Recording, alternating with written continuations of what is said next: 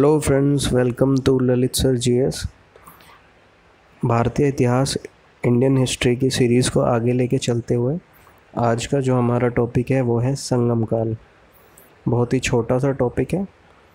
आइए हम लोग शुरुआत करते हैं इसकी। पहला इसका प्रश्न है, लाल चेर के नाम से प्रसिद्ध वह चेर शासक कौन था जिसने कणगी पत्तनी के मंदिर का निर्माण कराया था? इसका सही आंसर हो जाएगा दोस्तों ऑप्शन सी, शेनगुट्टवन। अगले प्रश्न पर आते हैं। नेक्स्ट क्वेश्चन है, तमिल का गौरव ग्रंथ जीवक चिंतामणि किससे संबंधित है? इसका सही आंसर हो जाएगा दोस्तों option A, Jain. Next question पर आते हैं। अगला क्वेश्चन है, तमिल भाषा के शिल्पाधिकारम और मणिमेखलाई नामक गौरव ग्रंथ किससे संबंधित हैं? इसका सही आंसर है दोस्तों ऑप्शन बी, बौद्ध धर्म। अगले क्वेश्चन पर आते हैं। नेक्स्ट क्वेश्चन है, निम्न में कौन संगम युगीन व्याकरण रचना सर्वाधिक महत्वपूर्ण रचना मानी गई है? तो इसका सही आंसर हो जाएगा दोस्तों ऑप्शन सी, तोलकाप्पियम। अगला क्वेश्चन है, निम्नलिखित राजवंशों में किसका उल्लेख संगम साहित्य में नहीं हुआ है?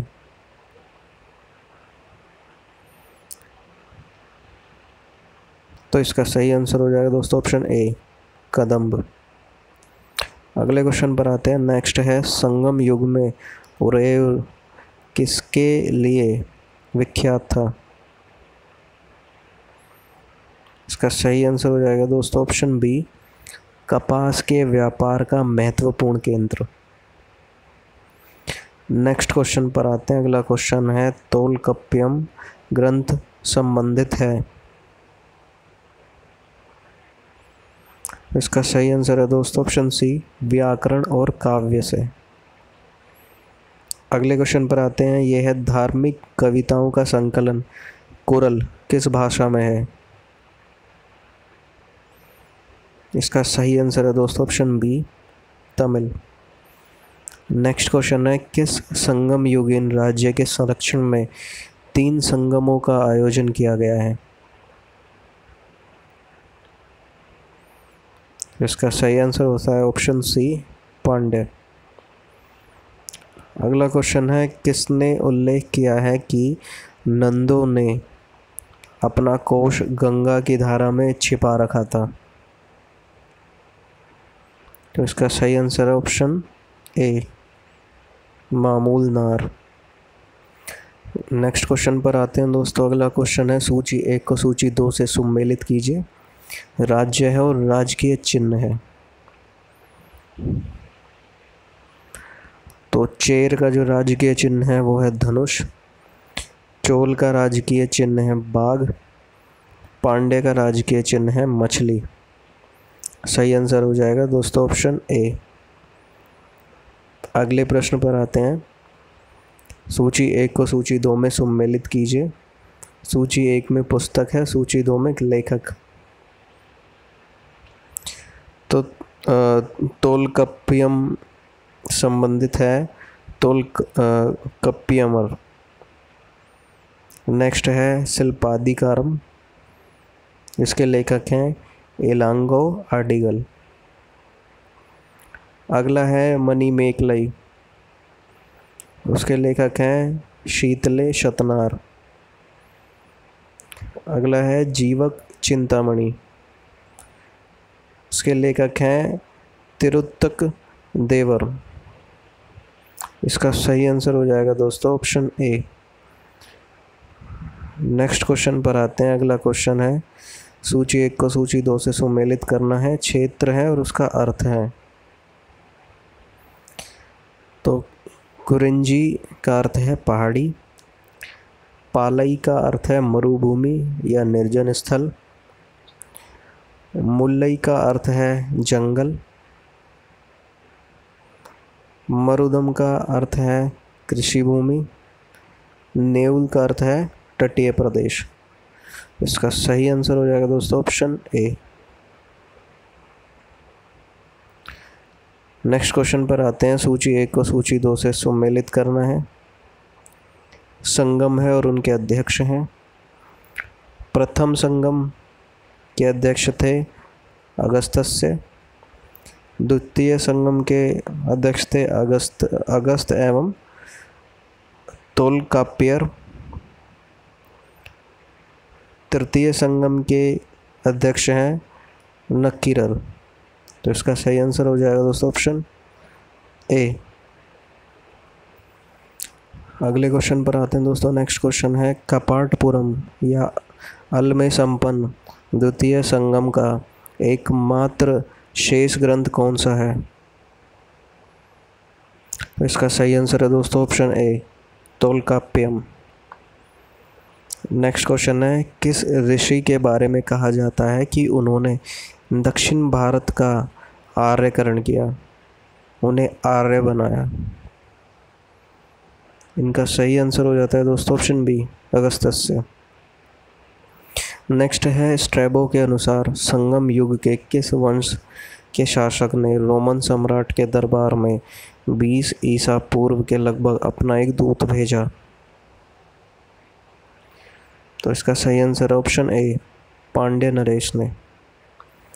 नेक्स्ट है तिरुवल्लुर की रचना कुरल या मुप्पाल को कहा जाता है? तो इसका सही आंसर होता है दोस्तों ऑप्शन ए तमिल भूमि का बाइबल।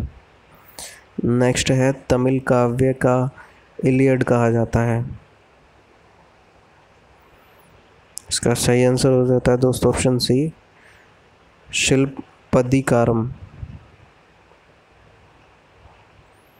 अगला क्वेश्चन है तमिल काव्य का ओडिसी कहा जाता है?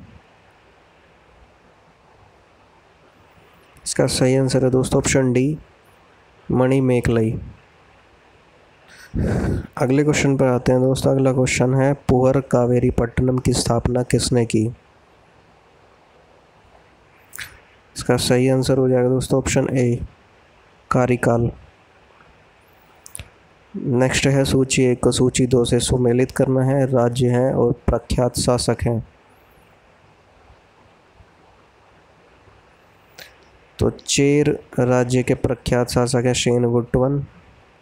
चोल राज्य के प्रख्यात शासक हैं कारिकाल। पांड्य राज्य के प्रख्यात शासक हैं नेंडुजेलियन। तो इसका सही आंसर हो जाता है ऑप्शन ए। नेक्स्ट क्वेश्चन है मुजरिस एक राज्य का प्रमुख बंदरगाह था, किस राज्य का था?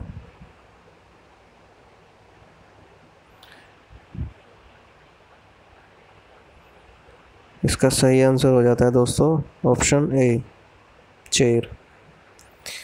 अगले क्वेश्चन पर आते हैं। किसके संबंध में यह कहावत है जितनी ज़मीन में एक हाथी लेट सकता है उतनी ज़मीन 7 आदमियों का पेट भर सकती है? इसका सही आंसर है दोस्तों कावेरी डेल्टा। नेक्स्ट क्वेश्चन है प्लिनी के ग्रंथ एवं अज्ञातनामा लेखक के ग्रंथ पेरिप्लस के अनुसार मोती के सीप पांड्य देश के किस क्षेत्र से निकलते थे? इसका सही आंसर है दोस्तों ऑप्शन सी कोलचे। नेक्स्ट क्वेश्चन पर आते हैं। गाय या अन्य वस्तुओं के लिए लड़ते लड़ते मरने वाले वीरों के सम्मान में खड़े किए जाने वाले वीर प्रस्तर को कहा जाता था?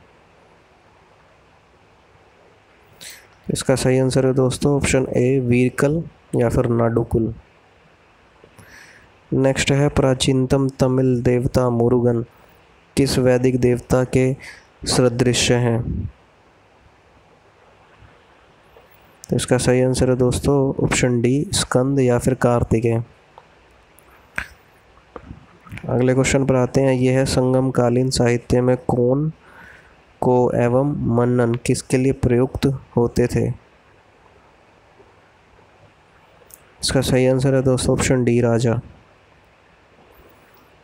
अगला क्वेश्चन है निम्नलिखित में से कौन से संगमकालीन पत्तन पश्चिमी तट पर स्थित थे? नीचे दिए कूट से सही उत्तर चुनिए। तो इसका सही आंसर है दोस्तों ऑप्शन 3 तोपड़, तोपड़ी, और ऑप्शन 4 मुशरी, यानी कि सही आंसर हो जाता है इसका ऑप्शन सी।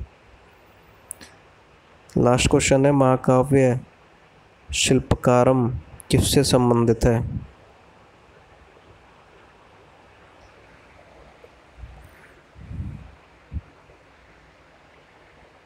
इसका सही आंसर है दोस्तों कथानाक में जैन तत्व, ऑप्शन बी। तो यहाँ पर ये टॉपिक ख़त्म होता है दोस्तों। संगम कालीन बहुत ही छोटा सा टॉपिक है, 30 प्रश्न हैं इसमें। अगर आप इन 30 प्रश्नों की तैयारी कर लेते हैं, इस वीडियो को 2 से 3 बार देख लेते हैं, आपको इस प्रश्न को कहीं से तैयार करने की बिल्कुल भी ज़रूरत नहीं पड़ेगी, कोई बुक उठाने की ज़रूरत नहीं पड़ेगी। आपको अगर ये वीडियो अच्छी लगी है तो प्लीज़ वीडियो को लाइक कर दीजिए। अगर मेरा काम आपको अच्छा लगता है तो चैनल को सब्सक्राइब कर दीजिए। आगे भी इसी तरह के पूरा सिलेबस कवर कराते हुए आगे वीडियोस आती रहेंगी। Thank you.